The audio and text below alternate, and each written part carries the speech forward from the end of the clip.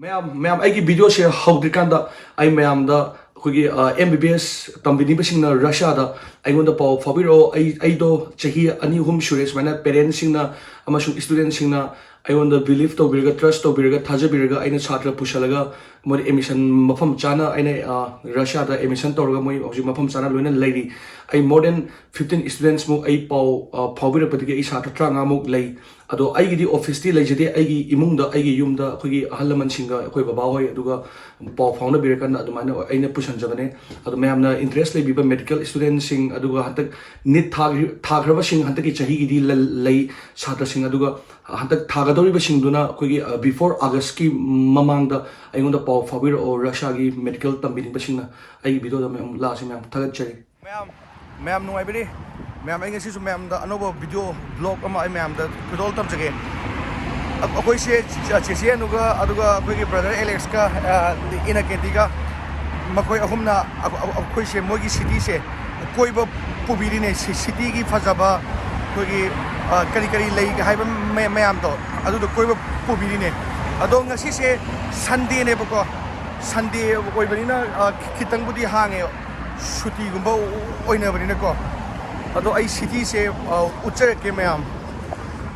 सुमाइना मई सुमाइना हगोटपसे सिगी eternal से अदुम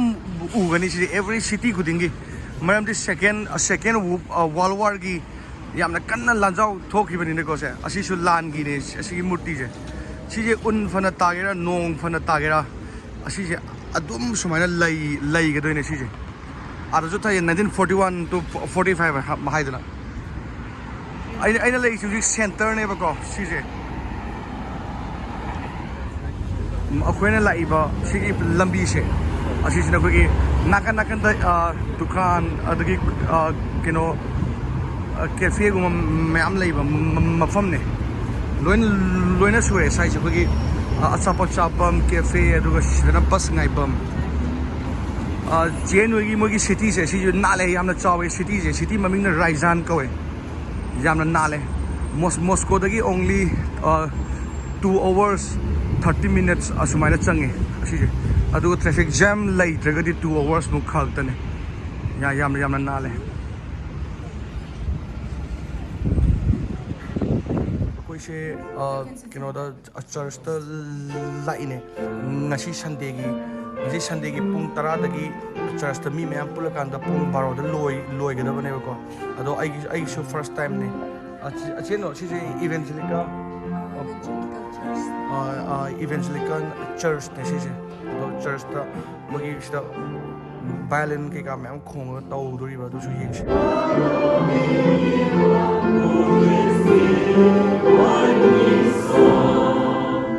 радостная asije koi pastor ne keno che no election это земляки ее приехали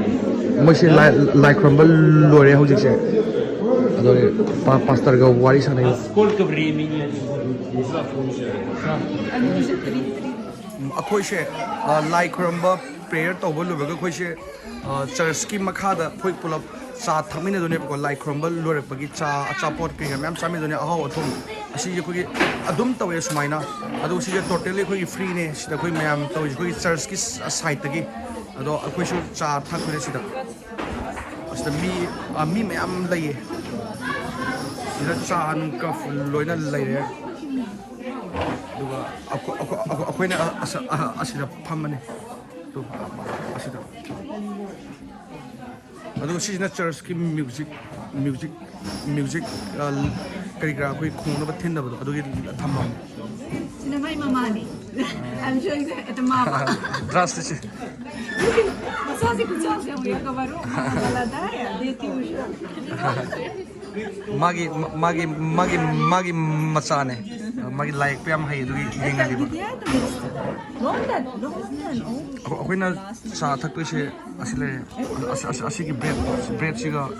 दुगा sausage सिगा तोरगा चा थानी О, телевизор, игра. अच्छे अनुदा अंगांग में हम जोम चली में हम जोम उत्तोगी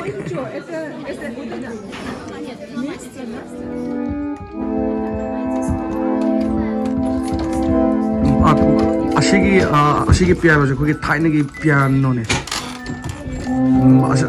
Ashigi piano se kogi tiny gi piano ne kogi Soviet matam lagi. Khong so na puris. Ali ba piano ne se.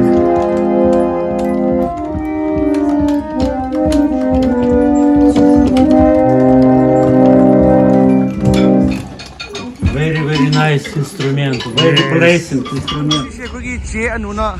mogi train chatfam du su utpire. She kogi electric train ne se. To sida kogi mathakta wire sami se. Kogi city bus ta su kogi electric bus la later na do sida train na sigina electric oibo mathakta wire to chatoi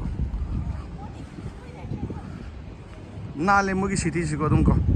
se chenu na mafam ama mu pu bidore ama Kremlin kogi yam phajaba a cheno a Kremlin se karino Kremlin kano da lebi to Moscow da lebi to. Tu mai na ses masa malay. Mai Kremlin Moscow na disa oido dugu mo start chapana. hoji mafam ama da pu bidore Kremlin Moscow da leba Kremlin achobu do adugum ama mogi city se yam phajai yam da chaw yam na laptre Lenin gi murti ne Russia gi mafam amada ek sap matam da Lenin gi murti atum le ngane maram afo nu fani ne ko ma se Lenin gi murti se asi yaw gragadi mapung pha de Russia se moina pro semam mani ne ko adong ngasai lek pa si gi lemon se asi je thak to ne asai gi mafam se ko gi Moscow gi arwas street ka manai adum Hari si nungdang da si kogi light ma'am thala ka done ba adu nakan da kogi restaurant cafe ma'am lei mi ma sapa chanare Kalyan chimura mo. kalyan kogi akuto silma mi kogi hukka thakba kango de nakan da kogi keno wa tane restaurant nga tane mafam se ko Raizan gi Kremlin ka weba sigi mafam se ko kogi Mongol gi invasion tawgi ba kogi Genghis Khan gi team gi laidana Genghis Khan se yamna phawi dana ko matam do sida rush sigi city se la kanda moina pa nei gi ba sim pham se aduna keno gi Mongol gi kogi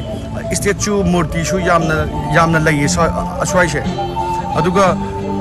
moi gi asida pala man ning thau gaina ko keno Mongol gi lan mi sing je changmang ngam dana bane haidana adai se kogi wangna kani pali gi ta pali nate wana semaga ko khoi fencing tawga thamam me matam du da ado hauji po dum aseng ba keno do ado bo adum lai ai tai thaine gi khoi history ne ba ko 15th century dagi lera aba po ne si ngarang na han nate ko 15th century ado ke batai kui yam te kui re si yam interesting oi fana aseng bo ena ubu da di ko ado history pam mission yam nuai ne thase 15th century dagi sum lai ra bane adugo si se Kremlin se Raizan gi Kremlin se si ju koi ra bane si gi machu je sangdri se si je aseng machu du ne si je hek sarak pa da lai ba machu do adugi machu du si kari im da sangdri moji si phade Ma'am, I give blog she videos side the lotion jarge. Ma'am, the young people get Tagachari. I know I take the same ma'am, no poking, Tagachari, ma'am, that's Dani, Yay Ferry Kang Pagna, ma'am.